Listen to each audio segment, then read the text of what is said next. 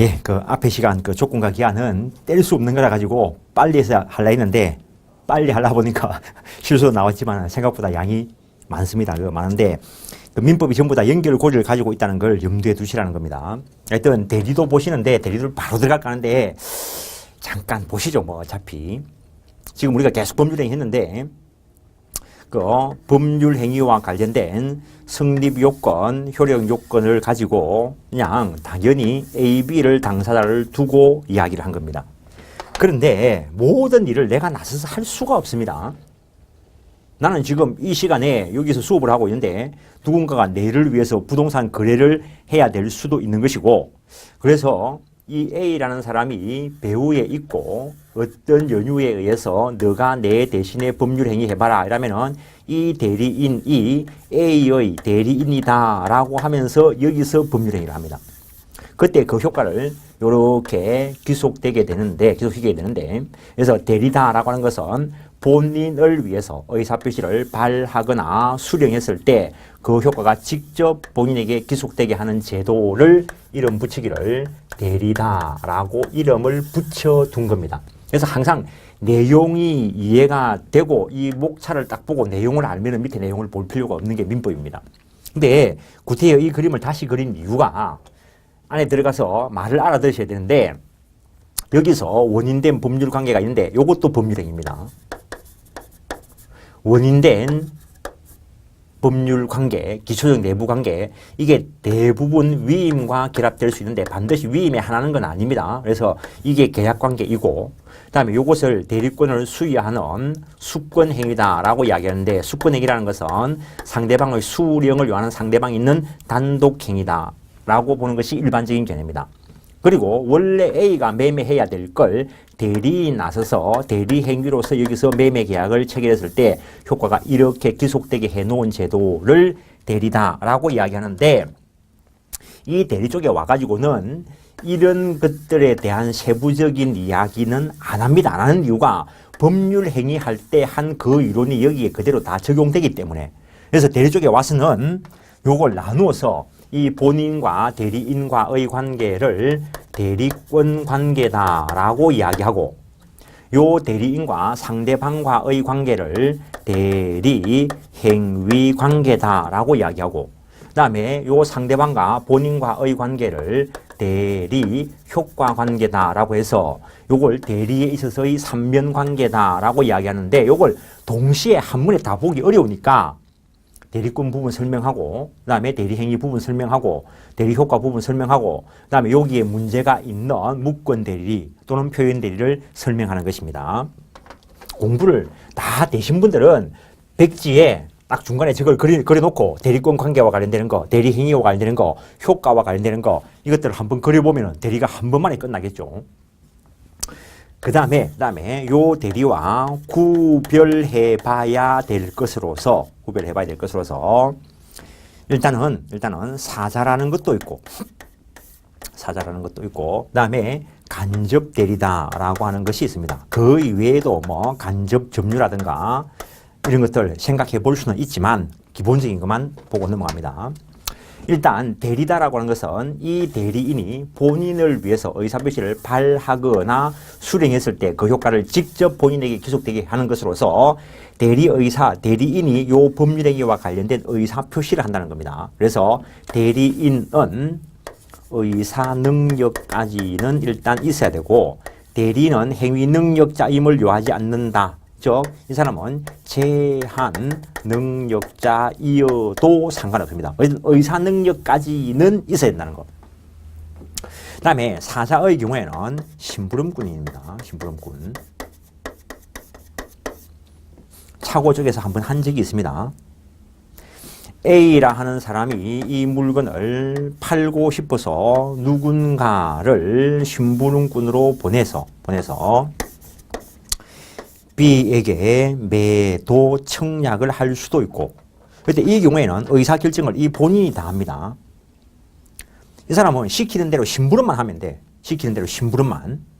그래서 이 사람은 권리 능력만 있으면 족하다는 거. 사자, 라이온킹 사자하고 아무 관계 없습니다. 라이온킹 사자하고.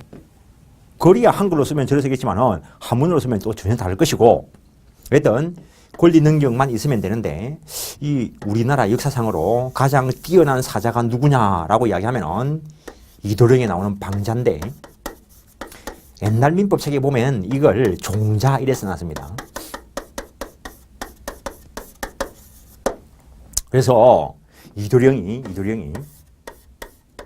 방자를 통해 가지고 오늘 춘향이한테 물레방앗간에 나온나라고 좀 전해주라 한 거예요. 그때 이 방자가 이도령 말을 듣고 춘향이한테 물레방앗간에 나온나라고 제대로 심부름을 했더라면 아무 문제가 없는데 이 띨띨한 이 방자가 분명히 이도령이 물레방앗간에 나온나라고 전해주라 했는데 춘향이를 딱 보니까 쫄아가지고 그 물레방앗간에 나온나라는 말이 안 떨어져가지고 저 강가 물 옆에 나온나 하더라 이래 이야기하면 이게 저 앞에 차고 쪽에서 예를 들은 거 이 물건 100만 원에 팔겠다라고 전해주라 했는데 10만 원에 팔겠다 전해주라 한 거하고 내용이 똑같은 거죠. 그러면은 이렇게 되면은 표시기관의 착오로서 착오 문제가 되는 거고, 근데 분명히 이도령이 방자한테 춘향이한테 가가지고 물레방앗간에 나온나라고 전해주라 했는데 일띨띨한 방자가 춘향이하고 월매를 구별을 못해. 그래서 월매한테 가가지고 물레방앗간에 나온나라고 이야기하면 춘향이한테는 아예 의사표시가 안 갔어. 의사표시 부도달의 문제가 될 것이라는 거. 그래서 저 앞쪽에서 차고 쪽에서 이야기할 때 표시기관의 착오는 착오 문제로 되는데 전달기관의 착오는 착오의 문제가 아니고 의사표시 부도달의 문제가 된다라고 이야기한 것이고, 어쨌든 사자는 심부름꾼으로서 본인이 시키는 대로만 하면 되니까 권리 능력만 있으면 족하고, 이때 착오 여부는 누구를 기준으로 따지냐라고 하면 본인을 기준으로 따진다는 거. 근데 대리의 경우에는 저 앞에서 보고 왔습니다. 착오 여부는 대리인을 기준으로 할 것이고, 대리인은 일단 최소한 의사 능력까지 있어야 된다는 점에서 구별된다는 것. 다음에 간접대리다라고 하는 것은 이거는 상법에 남아 있는데 위탁 매매라는 것이 있습니다. 이 간접대리는 로마 시대 때부터 존재했는데 오늘날 우리가 보는 이 대리제도라는 것은 근대민법이 창안해낸 제도라는 거. 그래서 로마 사람들이 대리다라고 이야기하면 이쪽 것만 이야기합니다. 이거는 어떤 사람이 타인의 계산으로 그러나 자기 이름으로 법률 행위를 하고 그 효과를 자기에게 기속시켰다가 나중에 타인에게 계산해 주는 것을 이야기합니다. 대리의 경우에는 대리권 관계에 기초해서 이 사람이 대리인임을 밝히고 법률 행위를 하면은 이거는 직접 본인에게 효과가 기속된다는 거.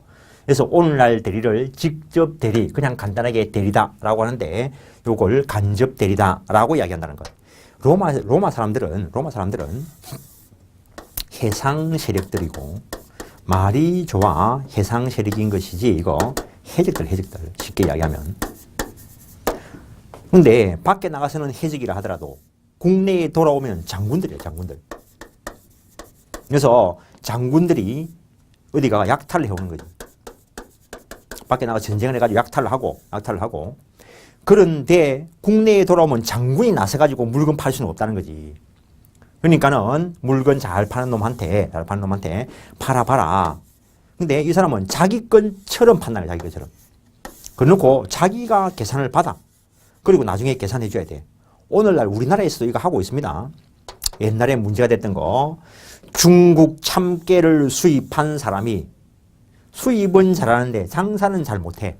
그래서 시골 할머니한테 당신이 재배한 거라 하고 당신이 시장 가서 팔아라는 거지. 그리고 돈을 받아가지고 나중에 저녁에 받아가는 거죠. 이 사람은 자기 스스로가 행위 당사자가 되니까 이 사람은 행위 능력까지 있어야 돼. 아까 말했다시피 대리는 행위 능력자임을 요하지 않는다라고 했습니다. 이런 것들을 구별해 보는 이유는 이 자체가 시험 나온 적도 있습니다. 이것도 시험 나온 적도 있고. 근데 그래서 중요한 게 아니고 이것들을 구별해 보는 이유는 요것들하고 구별해 가면서 이걸 제대로 알기 위해서 구별하는 겁니다. 시험이야. 이것도 나올 수 있고 저것도 나올 수 있지만 그렇다면은 이러한 대리제도의 적용 범위 원래 대리제도라는 것은 법률 행위를 대리하기 위해서 만드는 겁니다. 근데 이 법률 행위에는 제3법상의 법률 행위가 있고 예컨대 매매라든가 정려 등. 근데 가족법상의 법률 행위도 있습니다. 예컨대 혼인이라든가 이혼, 입양 등. 근데 원칙적으로 대리는 법률 행위를 대리하기 위한 것이다 라고 하면 맞는 말 맞습니다. 그런데 모든 법률 행위는 당연히 대리될 수 있다. 이렇게 문장을 쓰면 틀린 말입니다. 이거는 대리될 수 있지만 이거는 대리될 성질의 것이 아니라는 거죠. 오늘날 관연한 처자가 있는데 시집을 안 가니까 그 아버지께서 친구를 만나가지고 친구 집에도 아들이 장가 안 간 아들이 하나 있는 거지. 그래서 이 아버지끼리 자식들 결혼시키기로 하는 혼인 계약을 체결했다면 이 딸은 반드시 따라야 될까? 조선시대에는 따랐어야 돼, 이거. 조선시대에는 안 따랐으면 쫓기다든지 죽든지 뭐 하겠지 뭐. 근데 오늘날 만약에 아버지가 이런 결정을 내리면 아버지가 쫓겨나는 시대가 됐어요. 그래서 가족법상의 행위는 가만히 생각해 보시라고요. 이거는 자기 스스로 진의에 따라서 해결해야 될 것이기 때문에 가족법상의 행위는 대리될 성질의 것이 아니라는 거. 물론 입양의 경우에는 나중에 가족법을 공부해 보시면 대락제도라는 게 있기는 합니다. 대리와는 살짝 구별되는 것이긴 하지만 그 다음에 제3법상의 법률행위는 대리될 수 있는 것이 원칙인데 근로계약은 근로기준법 쪽에서 대리 못하게 만들어놨습니다. 왜 그러냐면은 옛날 프랑스 역사서를 뒤져보면은 4살짜리 애가 근로한 기록이 있답니다. 4살짜리 애가 뭘 했지 도대체? 그러니까는 근로계약을 미성년자라고 해서 반드시 대리하게 만들어버리면은 이 4살짜리 애는 일이라는 걸 뭔가도 몰라. 그런데 그 아버지가 고용계약을 고용주하고 체결하고 아들을 보고 일 내보내게 하는 거지. 돈은 아버지가 받아가는 거지. 그래서 근로계약의 경우에는 대리되게 하면은 인신매매적 효과를 누릴 수 있다는 거죠. 그래서 근로계약은 대리되지 못한다라고 하고 있다는 것. 그래서 지문을 잘 읽어야 됩니다. 법률행위는 대리될 수 있다. 이것 때문에 만드는 제도니까 원칙은 맞아. 근데 모든 법률행위는 예외 없이 대리된다라고 이야기하면은 틀린 것들도 있다는 거죠. 민법이 어려운 거는 이런 것 때문에 어렵습니다. 그 다음에 준법률행위. 그래서 앞에서 용어 정리를 하고 온 거는 여기서 이거 하면 그거 이렇게 딱 떠올라야 되는데 아직은 안 떠오르겠죠. 마지막 시간 되면은 한번 다시 정리할 거고 여기에 의사의 통지, 관념의 통지, 감정의 표시 이런 것들이 있는데 준법률행위라는 말은 법률행위에 준한다. 법률행위에 관한 것이 유추 적용된다 이 말인데 의사의 통지, 각종의 최고 거절 관념의 통지, 객관적 사실을 알리는 채권, 양도의 통지, 대리권 수여의 표시 수권 행위가 아니고 대리권 수여에 따른 표시 여기까지는 대리 이론이 적용될 수 있는데 감정의 표시, 내 감정은 누가 대리할 거 아닙니다. 그 다음에 불법행위는 당연히 대리하고 관계없다는 것. 일단 여기까지도 구별 개념 적용 범위까지도 간간히 한 번씩 나오는 수가 있는데 거기까지서 나온다면은 문제가 쉽게 나온 겁니다. 그 다음에 요 대리권이 정당하게 존재하는 경우를 유권대리다라고 이야기합니다. 그 대리권이 정당하게 존재하지 않는데도 불구하고 타인의 대리인으로 대리행위하는 경우를 무권대리다라고 이야기합니다. 요 유권대리에 그 대리권이 법률 규정 등에 의해서 발생한 것을 법정대리다라고 하고, 본인의 임의적인 수권에 의해서 대리권이 발생한 것을 임의대리다라고 이야기합니다. 무권대리에는 전혀 대리권 관계가 존재하지 않는 협의의 무권대리다라고 하는 것도 있고, 실제로는 대리권이 없지만 외관상 보기에 대리권이 있는 것처럼 보이는 표현대리다라고 하는 것이 있습니다. 어쨌든 간단하게 표현대리는 무권대리의 일종이기 때문에 유권대리의 주장 속에는 무권대리인 표현대리라는 주장이 포함되지 않는다. 이것도 시험 나온 적이 있습니다. 요것만 딱 눈에 찍어놔도 그 문장은 딱 푸는 거죠. 근데 실제 그 뒤에 숨은 이야기는 장난이 아니라는 거죠. 민법은 전부 다 보호를 딱 받느냐 못 받느냐에 따라서 몇백억이 날아갈 수도 있습니다. A라는 사람이 이 건물의 소유자인데 100억이라면 간이 안 뚫리는가? 그러면 1000억이랄까? 건물 가치가. 실제 누군가에게 대리권을 수여했는가 안 했는가 잘 모르겠는데 어떤 사람이 A의 대리인이다라고 하고 매매 계약을 체결하고 능동 대리권이 있는 자는 달리 특별한 사정이 없는 한 수동 대리권도 있으니까 건물 넘겨주기를 하는 것뿐만 아니라 돈 받는 것까지 할 수 있다는 거죠. 그래서 돈 100억을 받아가지고 날랐다는 거죠. 날랐다는 거. 그러면 이 두 사람 중에서 누구를 보호해 줘야 될 것인가 이 문제가 발생한다는 거죠. 날은 저 사람이 잡히면 당연히 그 사람은 책임져야 되는 건 당연하고 안 잡힐 수도 있지 뭐. 근데 돈 100억을 가지고 요새는 100억도 뭐 해가지고 한 1000억 쭉 가지고 날랐으면은 성형수술 해가지고 모를 수도 있고 1000억 쭉 가지고 날랐으면은 이미 땅 밑에 가 있을 수도 있어. 뒤에 조종하는 사람이 있으면은. 근데 아마 아프리카 가가지고 한 100억 주고 나라 사가지고 뭐 그 족장하고 있을 수도 있지 뭐. 못 잡는다는 거지. 잡아봐야 이미 저 돈은 없어. 딴 데 다 가 있어. 그랬을 때 일단은 이 사람은 돈을 줬으니까 대리인이라고 믿었으니까 요렇게 이전 등기 청구를 행사했다는 거지. 그러니까 이 사람은 나는 그 사람한테 대리권 준 적이 없다는 거지. 그럼 법원에서 비패소 판결 내릴 거라고. 비패소 판결 내릴 거다라고 이야기를 지금 얼마 날라갔다고? 1000억 날라갔어. 1000억. 민법이 그런 과목이라고. 그런데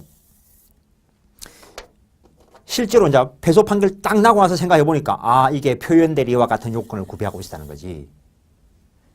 그때 이 사람이 법원을 상대로 야 너는 왜 표현 대리를 심리 안 했나라고 문제를 삼은 거예요. 대법원에서 판단하기를 너가 유권 대리만 주장했고 유권 대리의 주장 속에는 무권 대리인 표현 대리에 관한 주장이 포함되어 있지 않으니까 법원이 알아서 무권 대리인 표현 대리를 심리 안 해도 위법은 없다. 네가 잘못한 거라는 거지. 그러면 다시 표현 대리 주장해가지고 소송을 제기하면 되지 않느냐? 안 돼. 이미 동일한 사안에 대해서 사실심 변론 종결 전까지 주장할 수 있었던 사항은 제때 주장 안 하면 실제 있었던 것도 판결이 확정되고 난 뒤에는 더 이상 주장을 못해. 원칙이. 법을 몰라가지고 1000억이 날아갔다는 거지. 주장했더라면 이길 수 있었을지도 몰라. 물론 질 수도 있고. 근데 해보지도 못하고 당했다는 거죠. 민법 공부 똑바로 해라는 소리를 여러 각도로 이야기하고 있는 겁니다.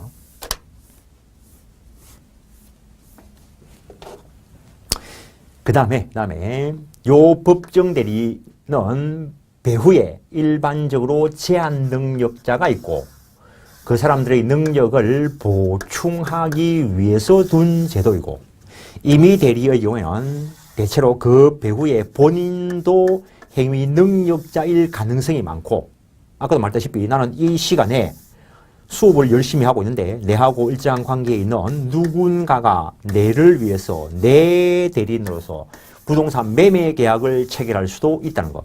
그래서 임의 대리의 경우에는 이 사람은 능력의 범위를 확장시켜주는 기능을 한다는 것. 그래서 법정 대리는 사적 자체의 보충적 기능을 하고 임의 대리는 사적 자체의 확장적 기능을 한다라고 간단하게 읽어내는 겁니다. 일단 거기까지 교과서 확인하시면 171페이지 대리제도란 대리라는 것은 대리인이 본인을 위하여 본인의 이름으로 의사표시를 하고 발하거나 또는 수령하고 그 효과를 직접 본인에게 생기게 하는 제도를 말하는데 임의 대리는 사적 자체의 확장적 기능을 주로 하고 법정 대리는 주로 사적 자체의 보충적 기능을 하고 대리의 삼명관계, 그다음에 대리의 본질 큰 의미 없습니다. 이 대리 행위 누가 하는 거냐에 대해서 견해 대립이 좀 있는데 우리 법은 대리인을 표준으로 한다는 것이 있기 때문에 대리인 행위설이 일반적인 견해입니다. 그 다음에 대리가 인정되는 범위, 적용 범위와 관련돼서 의사표시를 대리하는 것이니까 법률 행위를 대리하는 것인데 엄밀하게 하면은 근로계약은 대리할 수 없다는 거, 가족법상의 행위는 대리할 수 없다라는 거. 그래서 계속 말씀을 드리는데 공부하는 방법 때문에 목차가 이해가 되면은 내용은 안 봐도 됩니다. 내용을 보고 목차를 가지고 머릿속에 숙지를 하시라는 것. 준법률행위 의사의 통지와 관념의 통지는 대리될 수 있다는 것. 난 불법행위는 대리될 성질의 것이 아니고 간접 대리 타인의 계산으로 그러나 자기 이름으로 법률행위를 하고 그 효과도 자기에게 귀속시켰다가 나중에 타인에게 계산해 주는 것을 말한다는 것. 상법적에 위탁매매업이 있고 어떤 요 간접 대리 개념 자체가 시험에 나온 적이 있습니다. 사자, 심부름꾼을 말한다는 것. 거기에 표시기관으로의 사자와 전달기관으로서의 사자가 있다. 그 정도. 대표는 법인과 관련되는 것이고 법인, 법에 의해서 사람으로 다루어지는 예컨대 삼성 주식회사 그 자체가 행위를 하지는 못할 거라고 그 행위를 대신할 위치에 있는 것을 대표기관이다 라고 이야기를 하고 요 대표기관이 법률 행위를 하면 바로 법인에게 효과가 귀속된다는 것. 대리와 유사하기 때문에 대리에 관한 규정을 준용한다라고 되어 있습니다. 다음 재산관리인, 간접 점유, 제3자를 위한 계약, 5번, 6번은 거기 가서 볼 것이고 다음 대리의 종류, 정당한 대리권이 있는 유권대리, 그렇지 않은 무권대리, 유권대리에 그 정당한 대리권이 본인의 임의적인 수권에 의해서 발생한 임의대리, 법률 규정에 의해서 발생한 법정대리, 다음 무권대리에는 협의의 무권대리와 표현대리가 있고 그 다음에 대리인 쪽에서 의사표시를 발하는 능동대리, 대리인 쪽에서 의사표시를 수령하는 수동대리가 있는데 개념 정리에 불과합니다. 법정대리가 뭐냐 이렇게 문제 안 냅니다. 교과서를 읽으려 하면 이 용어를 알아야 교과서를 읽어낼 수 있기 때문에 용어 정리하는 것이다라는 것. 그래서 요 대리권 가지고 들어와서 유권대리 해서 봤는데 일단 유권대리부터 먼저 본다는 겁니다. 이러한 대리, 유권대리와 관련해서 이러한 대리권이 어떻게 발생할 것인가 그 대리권이 발생했다면 그 범위는 어떻게 될 것인가 그 다음에 이 대리권 제한될 수도 있고 결국에 때가 되면은 대리권 소멸하게 될 것이다 라는 것. 일반적으로 법정 대리의 경우에는 법률 규정에 의해서 발생한다 라고 했습니다. 우리 시험에서는 요 정도만 기억해 놓으면 됩니다. 그게 미성년자와 관련돼서 친권자와 후견인이 있을 것이고 피한정 후견인, 피성년 후견인과 관련돼서 한정 후견인, 성년 후견인이 있을 수 있고 이제 문제가 되는 게 임의대리라고요. 임의대리. 본인의 임의적인 수권에 의해서 발생한다라고 했는데 예컨대 본인이 있고 이 본인이 일정한 관계에 기초해서 너가 내 대신에 법률 행위를 해봐라 라고 했을 때 이 사람이 이미 대리인이고 그러면 대리 행위를 할 때 이 사람은 A의 대리인으로서 누군가와 법률 행위를 하면은 효과가 본인에게 기속되게 될 것인데 요 수권 대리 권한을 수여하는 법률 행위를 수권 행위라 하는데 요 수권 근데 내 건물 팔아볼래? 너가 내 건물 한번 사볼래? 요 권한을 주는 거라고. 이 권한을 길 가는 사람 아무나 자꾸 주겠어요? 믿을 만한 사람한테 줄 거라고. 요 수권 행위를 하게 된 원인된 법률 관계가 있을 수 있는데 요걸 기초적 내부 관계라 이야기하기도 한다는 거. 위임 계약일 수도 있지만 반드시 위임 계약에 한하지 않고 요 계약은 고용 관계일 수도 있습니다. 근데 이 학원 원장님이 학원을 운영을 하면서 직원을 고용할 수도 있습니다. 그러면은 이 사람은 학원 업무와 관련돼서 고용주가 허용하는 범위 내에서 자기가 그 일을 하면 돼. 근데 이 사람은 복도 청소하는 것만 맡았다는 거지. 그럼 복도 청소만 열심히 하면 돼. 근데 하다 보니까 일을 잘해. 그래서 원장님이 야, 너 일도 잘하는데 그러면은 복도 청소와 관련되는 청소 용구는 너가 알아서 사라. 고용한 사람한테 요 행위를 할 수도 있고 안 할 수도 있습니다. 그럼 요 관계에 머물 수도 있지만은 그 청소 도구는 너가 사라 이러면 청소 도구를 원장님을 위해서 대신 살 권리가 있다는 거지. 권한이 있다는 거지. 그러면은 원장님의 대리인으로서 누군가와 계약을 체결했다면 이 사람은 누구한테 청소 비품 대금을 청구할 수 있을까? 이 사람한테. 그래서 원인된 법률 관계에 기초해서 수권 행위를 함으로써 대리 권한이 발생하는 것을 임의대리다라고 이야기하는데 이것도 어렵게 내려면 한정없이 어렵게 낼 수 있습니다. 만약에 이 고용이나 위임 계약이 무효이면 어떡할 거냐고요. 또는 여기에 취소 사유가 있으면 어떡할 거냐고요. 여기에는 하자가 없을 때. 근데 여기에 위임 계약을 체결하는데 이쪽이 제한 능력자라면 여기에 취소 사유가 존재하고 딱 19살에서 일주일 모자랄 때 위임 계약을 체결했어요. 그 일주일 일하는데 애가 괜찮아. 일주일 지나고 난데 이제 19살 넘었어. 그때 대리 권한을 주었다면 여기에는 하자가 없어요. 그리고 이 행위를 하자 없이 했으면 효과가 이렇게 지속될 건데 나중에 이게 취소되면 어떡할 거냐는 거죠. 그러면 이게 여기에도 영향을 미쳐서 이것도 다 효력을 상실시킬 거냐, 영향을 미치지 않고 그대로 유효성을 일단은 인정할 것이냐. 그래서 요게 효력이 상실되었을 때 이것도 당연히 영향을 받아서 효력을 상실시킨다라고 하면 유인적이다라고 이야기할 거고, 그렇지 않고 거래 안전 보장을 위해서 이거는 일단 효력이 유지된다라고 이야기하면은 무인적이다라고 이야기할 거라는 겁니다. 유인, 무인 이름만 살짝 들어봤습니다.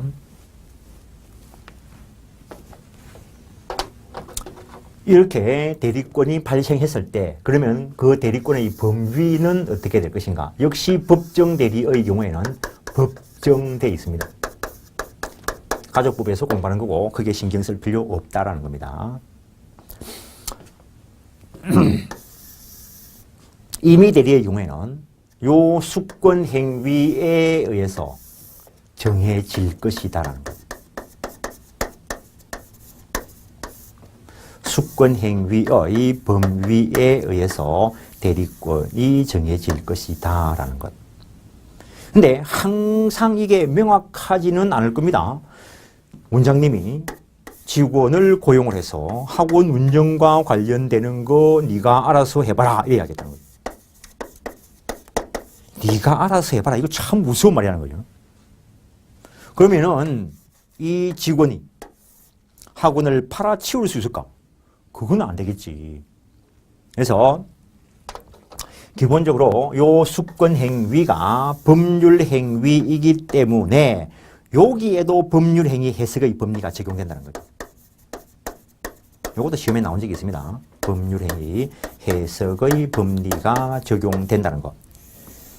그래서 그 범위 내에서 했으면은 유권 대리일 거고 그 범위를 넘었으면은 표현 대리가 될 수도 있다는 것. 범위 내에서 했으면은 유권 대리고 그걸 넘어섰으면은 표현 대리 법리를 가지고 처리할 것인데 요것이 되지 않을 때에 대비해서 118조가 보충 규정을 두고 있다는 거죠. 보존행위, 이거는 제한 없이 할 수 있고, 관리행위, 이용계량행위는 성질을 변경시키지 않는 범위 내에서 가능하다라고 되어 있는데, 머릿속에 살짝 마인드 잡을 때 본인에게 손해가 발생하지 않으면 가능하다. 당연히 처분행위는 안 될 거고, 이쪽에서 숙권할 때 야, 학원 팔아치우는 것도 네가 알아서 해라, 이렇게 처분행위와 관련된 숙권했다면 당연히 할 수 있을 것인데, 그렇지 않다면 처분행위는 못하고, 관리행위, 이용, 계량행위, 보존행위는 본인에게 이익만 될 거니까 제한 없이 허용할 수 있고, 관리, 이용행위, 본인의 이익을 해할 염려가 없는 경우에는 가능하다는 거. 이게 사용대차를 임대차로 바꾸는 거, 이거는 가능하다라고 이야기하는데, 이것도 참 교과서가 반만 써놓은 겁니다. 예를 들어 이 학원 건물이 원장님 소유인데 이 원장님이 자기 친구한테 공짜로 빌려 쓰게 하는 사용대차 계약을 체결한 적이 있다는 거지. 그때 학원 담당자가 되어서 원장님 친구를 찾아가가지고 이제부터 차임 내놔라, 임대차로 바꿀 수 있는가? 야, 내가 너그 원장하고 친구인데 공짜로 쓰기로 했는데, 그거는 너희 둘이 이야기고. 그래서 사용대차 공짜로 빌려 쓰게 한 것을 임대차 차임을 받게 한다면 경제적으로 이 사람한테 이익이 되는 것이니까 이거는 가능하다는 거지. 둘이 친구 관계 끝나는 거는, 그거는 민법 교과서에서 신경 쓸 일 아니고. 그런데 이 사용대차를 임대차로 하는 거 가능하다는데, 예를 거꾸로 들면 이 학원 건물을 원장님이 친구한테 사용대차로 빌려 쓰고 있어. 그런데 학원 직원한테 네가 알아서 해볼래 할 때만은, 와, 이분 지금부터는 차임 드릴게요, 이런 식으로 하면 그건 안 되겠지, 이거. 그래서 교과서에서 얘를 반쪽만 들어놓은 겁니다. 그 다음에 이 사람이 토지를 가지고 있는데 이 토지와 관련된 어떤 고용해가지고 일을 시키면서 숙권을 했을 때, 저게 농지일 때 이 대리인은 마음대로 대지로 바꿀 수 있을까? 저게 대지일 때 저 대리는 마음대로 농지로 바꿀 수 있을까? 이것도 안 되고 이것도 안 됩니다. 옛날에 민법 교과서에 한쪽만 요렇게 써놔니까 내가 수업할 때 이것도 안 됩니다 이랬더만, 그거는 왜 안 되는데? 돌아버린 줄 알았어. 교과서에 다 써놓겠어요. 정말 많은 걸 쓰려고 썼지만 내 책도 양을 줄이려고 상당히 뺀 거라고, 이게. 시골 농지인데 그걸 만약에 대지로 바꿔버리면, 요즘이야 전국이 완전히 땅값이 올라가 난리인데, 그러면은 아무짝에 쓸모없는 땅이 될 수도 있어, 시골 농지에는.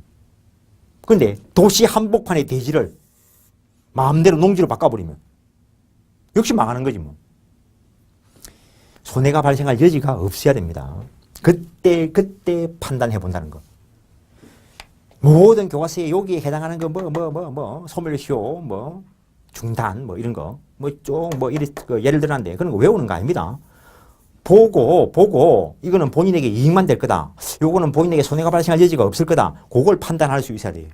민법 교과서에 실어놓은 거는 몇 개 예를 들어놓은 거에 불구하고 시험에서 그것만 나오면 다행인데, 얼마든지 다른 예를 만들어낼 수 있다는 거죠.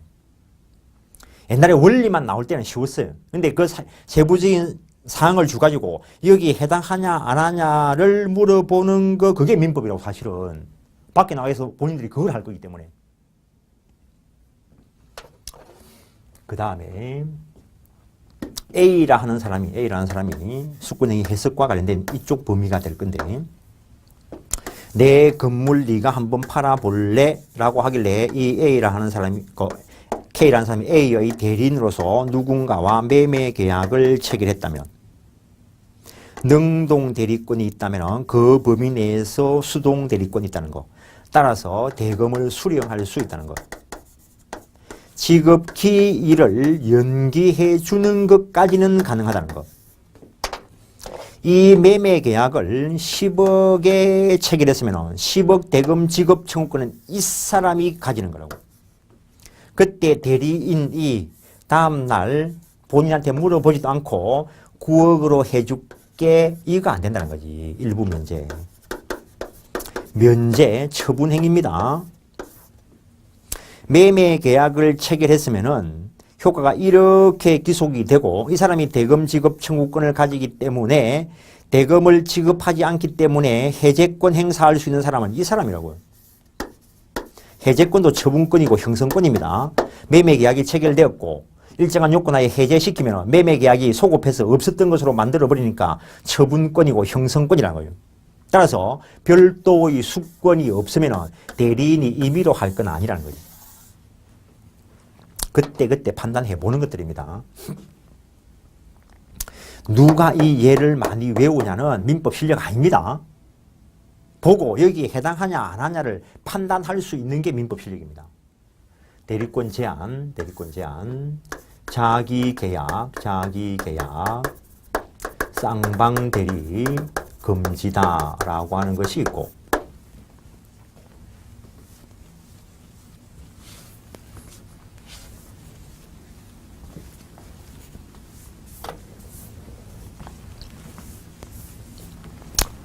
이해상반행위와 관련된 것도 나올 수도 있고, 그 다음에 여기서는 자주 시험 나오는 게 대리권 남용인데, 대리권 남용. 이 대리권 남용은 법 조문에 있는 게 아니고 이론상의 것인데 워낙 문제가 되니까 자주 시험에 나온다라고 생각을 하시면 됩니다. 여튼 자기 계약이다라고 하는 것은 한편으로는 본인을 대리하면서 한편으로는 자기 스스로 계약 상대방이 된 것을 자기 계약이라 합니다. 근데 A가 내 건물 너가 한번 팔아볼래? 라고 했더니 자기가 매수인이 되어서 계약을 성사시켜버린다. 쌍방대리라는 것은 한편으로 어떤 본인으로부터 수권을 받은 사람이 또 다른 누군가로부터 수권을 받아서 혼자서 양쪽을 대리해버리는 경우를 쌍방대리라 하는데, 이걸 제한 없이 허용해버리면 요런 본인의 위치에 있는 자가 손해볼 우려가 있기 때문에 원칙적으로 금지를 시켜두었다는 것. 이걸 위반해서 넘어서서 해버리면 무권대리로서 표현대리가 될 수 있다는 것. 어쨌든 이러한 본인들에게 손해가 발생할 여지가 있기 때문에 금지를 시킨 것이고, 따라서 요 상대방 쪽에서 이미 허락을 했다면 가능할 수 있다라는 것. 일단 그 정도 하시고, 그 다음에 대리권 남용과 관련해서 A라는 사람이 이 건물을 팔아봐라 라고 수권을 했을 수도 있는데, 이 사람이 A의 대리인으로서 누군가와 거래를 했다는 거예요. 거래를 했는데 실제로 요 대리 행위를 한 이유는 자기 또는 제3자의 이익을 위해서 했다는 거죠. 이게 극단적으로는 시골 농협에서 있었던 게 9시 뉴스에 한번 나온 적도 있고, 은행에서 이런 일이 일어났는데, 어느 은행에 직원으로 고용이 되었다. 그래가지고 예금 창구에 앉아 있으면 예금을 수령하고 또는 지급하는 그러한 권한을 수여받았을 거고, 그때 예금주들이 와가지고 예금을 시키면은 받아가지고 은행 금고에 넣어야 되는데 그날 들고 나와가지고 탕진을 하든지, 시골 농협에서 9시 뉴스에 나왔던 것은 농협에 있는 여자 직원이 자기 애인 사업 자금을 대준 적이 있어요. 그래서 실제로는 은행 금고에 이 돈이 들어간 적도 없어요. 그때 이 사람은 원칙적으로 이렇게 은행에 예금 지급 청구할 수 있을까? 원칙은 할 수 있다라는 것. 대리인이 실제로는 자기의 이익 또는 제3자의 이익을 위한 배임적 대리 행위를 했다 하더라도 원칙은 효과가 본인에게 기속된다. 따라서 이 상대방은 은행 측을 상대로 예금 지급 청구할 수 있다. 단 상대방 쪽에서 대리인의 배임적 의도를 알았거나 또는 알 수 있었을 경우에는 107조 1항 단서의 취지를 유추 적용하여 그 효과를 부정한다. 그 효과를 부정한다는 말은 이렇게 본인에게 갈 효과를 부정한다는 거예요.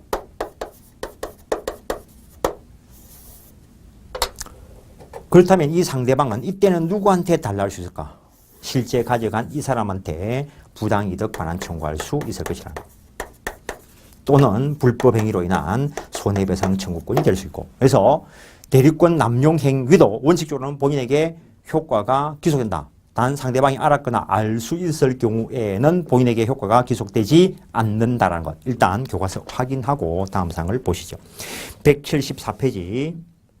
대리권이다 라고 하는 것은 대리인이 본인의 이름으로 의사표시를 하거나 또는 의사표시를 수령해서 직접 그 효과를 본인에게 기속되게 할 수 있는 법률상의 지위 또는 자격을 말한다.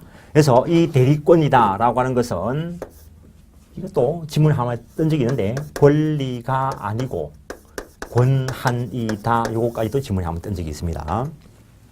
법적 지위라는 거. 대리권의 발생 원인 법정 대리권은 법률 규정 등에 의해서 발생한다.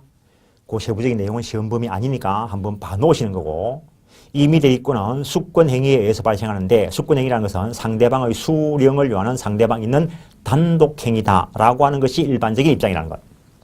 수권 행위는 특정한 방식을 요하지는 않는다는 거. 위임장 이런 거 직사성 안 해도 된다는 거. 특정한 방식을 요하지 않는 불교식 행위이고, 그다음에 수권 행위가 원인된 법률 관계와 독자적인가 그렇지 않은가에 대해서 견해 대립이 있다. 그 정도만 하시고, 대리인은 행위 능력자임을 요하지 않는다. 제한 능력자이어도 상관없다라는 거. 예, 근데 내가 수권을 할 때 신뢰관계에 기초해서 노트북을 매입하고자 할 때 옆집 고등학생한테 맡기는 게 내가 원하는 노트북을 사올 가능성이 많아. 내가 신뢰관계에 기초해서 연세 드신 아버님한테 노트북 사오라고 수권을 하면은 잘못 사올 수도 있어. 그래서 이쪽에서 제한 능력자에게 수권을 하더라도 수권 행위 자체에는 하자가 없다는 거지. 여기에 문제가 있을 수는 있어도. 그 정도 하시고. 그 다음에 수권 행위의 하자, 의사표시 이론이 여기에 그대로 적용된다는 거. 이것도 법률 행위니까. 그 다음에 철회할 수도 있고, 옆집 애한테 노트북 좀 사올래? 내가 바빠서 그러는데 했다가 내가 다른 일 포기하고 내가 사러 갈 수도 있는 거지.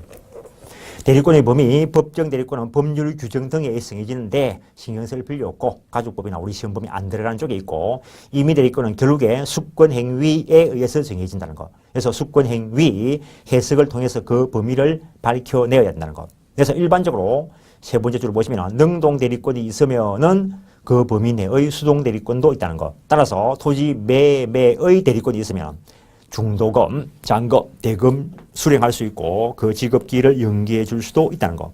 당연히 소유권 인정 등기 해줄 건 당연히 가능하고, 그 정도 하시고, 일부를 면제해 줄 수는 없다는 거. 대리인이 대리 행위를 통해서 계약을 체결하면 본인에게 효과가 기속되기 때문에 대리인 스스로가 했다고 해서 스스로 해제할 수는 없다는 거. 본인으로부터 수권을 받지 않는 한.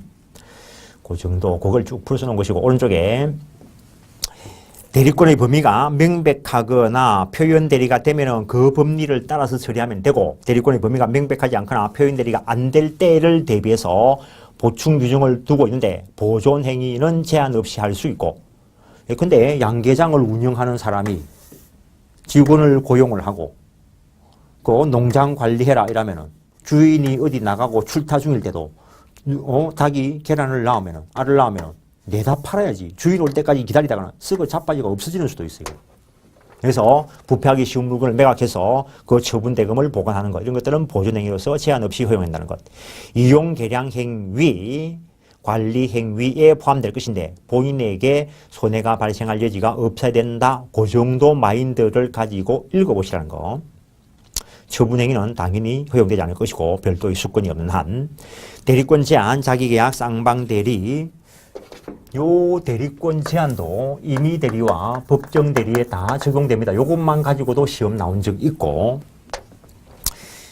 넘기시면은 자기계약 쌍방대리를 금지시키는 기본적인 이유는 본인에게 손해가 발생할 여지가 있기 때문에 금지를 시킨다는 거. 따라서 본인의 허락이 있다면은 가능할 것이고 채무이행은 새로운 이해관계를 발생시키는 게 아닙니다. 채무이행. 관념 정리를 하셔야 되는데 A라는 사람 소유의 건물 요걸 B가 매입을 했어요. 그래서 어떤 법무사를 통해서 이전 등기를 하려고 할 때 혼자서 양쪽을 다 대리해가지고 이행되게 할 거라고요. 그래서 이 매매 계약 여기서 이해관계가 정해져. 이거는 나머지 뒤처리하는 것뿐이라고 새로운 이해관계를 발생시키는 것은 아니기 때문에 양쪽을 다 대리하더라도 무방하다는 것. 물론 더 엄밀하게 이야기하면 다툼 없는 채무 이행은 가능하다라고 할 수 있다는 것. 다툼이 있다면은 어느 쪽에 손해가 발생할 수 있으니까 안 될 거라는 거. 그 정도. 그래서 채무 이행과 관련해서 관념 잡으시고 한번 보시는 거고. 그래서 기한 도래 전의 채무 변제는 다툼이 있기 때문에 안 된다는 거. 기한이 도래하고 난 뒤에는 이행해도 된다는 거. 그다음에 본인에게 이익만 되는 경우는 당연히 허용돼도 될 것이고 임의대리와 법정대리도 다 적용된다라는 것. 그것도 별거 아니지만 시험 나온 적이 있고 공동대리다라고 하는 것이 있는데 원칙적으로 대리는 각자 대리가 원칙이라는 것. 근데 내가 오늘 집에서 나오면서 집사람한테 오늘 안 바쁘면은 양복 한 벌 사두세요 라고 했어요. 근데 가만히 생각하니까 집사람한테 양복 사두세요 이러면은 이 사람은 자기 성향에 맞는 빨간 양복을 사놓을 거라는 거지. 그래서 집에 전화를 해서 어머님한테 어머님 오늘 양복 한 벌 사놓으세요 했다는 거죠. 그럼 이 사람은 이 사람대로 누군가와 매매 계약을 체결해서 양복 한 벌을 살 수도 있고 어머님은 어머님대로 누군가와 또 매매 계약을 체결해서 양복 한 벌을 사올 수 있다는 거지. 나는 졸지에 집에 가면은 양복이 두 벌이 생기는데 양복 대금을 누가 지급해야 되지? 내가 지급해야 돼. 그래서 이 사람이 동일인이라 하더라도 이쪽에 있는 사람들이 저 사람이 동일한 한 사람의 대리인인 줄 어떻게 알아 이거. 그래서 거래 안전 보장을 위해서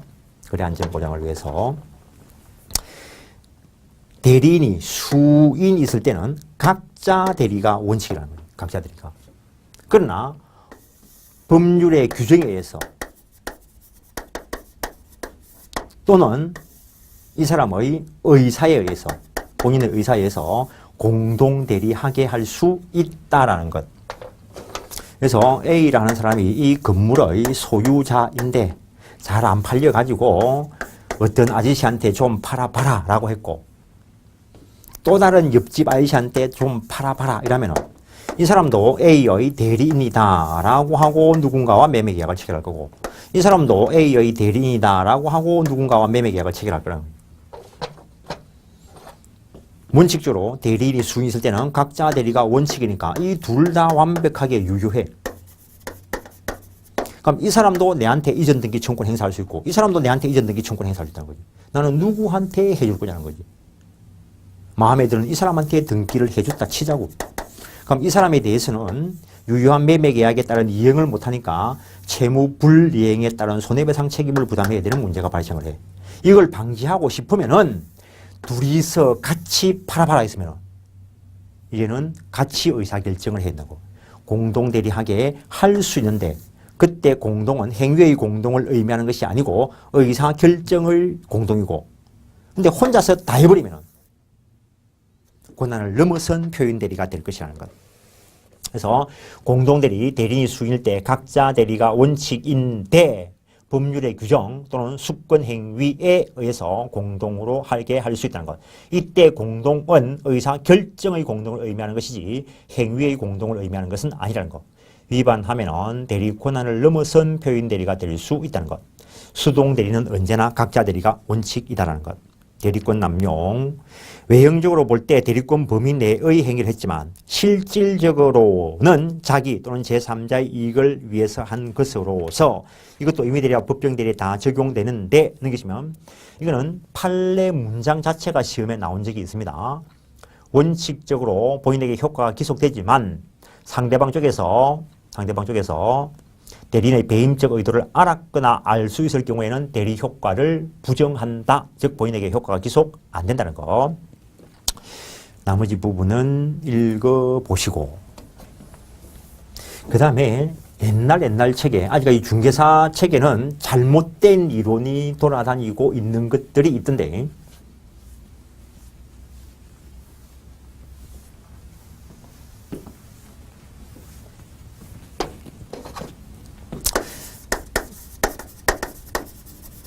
유권 대리의 대리권 남용이 될 수 있는데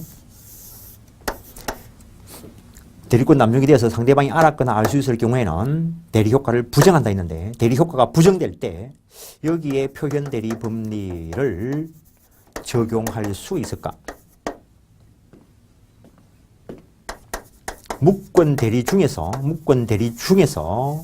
표현 대리가 되는 부분이 있는데 이 표현 대리에 대해서 대리권 남용의 법리를 적용할 수 있을까? 요거 순서만 싹 바꿔놨는데 옛날 책에는 이 경우가 들어있는 것들이 있는데 무권 대리 중에서 표현 대리가 된 경우에도 대리권 남용의 법리가 적용될 수 있다. 요게 맞는 문장입니다. 위에 거는 부정되고 그 다음에 이렇게 휘황찬란한 대리권도 때가 되면 소멸되겠지. 대리권 소멸. 임의대리와 법정대리의 공통된 소멸 사유를 127조에서 규정을 두고 있는데 본인에게 어떤 사유가 발생했을 때, 대리인에게 어떤 사유가 발생했을 때 법적으로 가장 나쁜 사안이 사망이고 그 다음 사안이 파산이고 그 다음에 피성년후견인이 되는 것. 법적으로 했습니다. 현실적인 문제 따지지 않고 본인의 사망, 대리인의 사망, 파산, 피성년후견 선고가 있을 때 임의대리와 법정대리의 공통된 소멸사유가 된다는 것. 그 다음에 특유한 소멸사유, 법정대리의 특유한 소멸사유가 법률상 규정되어 있는데 우리 시험 범위에 안 들어가니까 신경 쓸 필요가 없고 예컨대 미성년자 18세라면 그 부모는 친권이라는 법정 대리권을 가지는데 얘가 19살을 넘었으면 더 이상 친권자는 필요 없다는 것. 이런 것들은 가족법칙에 규정되어 있는 것이니까 우리 시험범위 안 들어갑니다. 임의대리의 특유한 소멸사유. 앞에서 이야기하기를 어떤 원인된 법률관계에 기초해서 대리권한을 수여하는 수권행위를 통해서 대리인이 된 사람을 임의대리다 했는데 즉 누군가를 고용을 해서 은행 직원을 고용을 해서 은행 창구에 앉혀놔서 예금을 수령하고 대여하는 그런 권한을 수여받았는데 고용관계가 끝나면은 대리권 관계 끝나고 고용관계를 유지하더라도 그 일을 못하게 하면은 더 이상 그와 관련된 대리권은 존재하지 않을 것이라는 거. 그래서 원인된 법률관계의 종료 또는 둘 중에 하나 수권 행위를 철회함으로써 소멸시킬 수 있다는 것. 그래서 일단 127조 공통된 소멸사유 법 조문 보십니다. 본인의 사망, 대리인의 사망, 파산, 그다음에 성년후견 개시, 성년후견 개시가 되었다는 말은 피성년후견이 되었다는 말입니다. 그다음에 128조 임의대리의 특유한 소멸사유 법률행위에서 수요된 대리권은, 즉 임의대리권은 127조 공통된 소멸사유 외에 그 원인된 법률관계 종료에 의해서 소멸된다. 그 종료 전이라도 수권행위를 철회함으로써 소멸시킬 수 있다는 이야기. 관념만 잡으면 당연한 이야기들을 하고 있습니다. 그 다음에 대리행위 부분이 있는데 잠깐 쉬었다가 대리행위 부분을 들어가겠습니다.